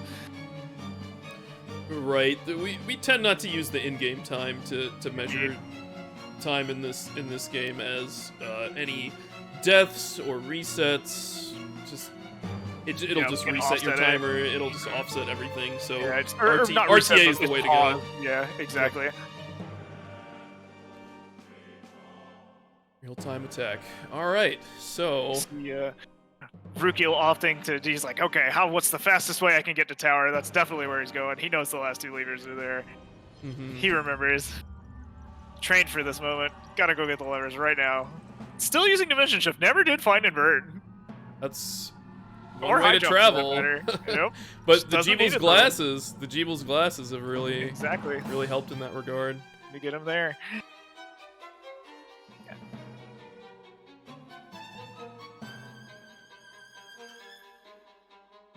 And some nice clean backdashing for this, Oh, yeah. this straightaway.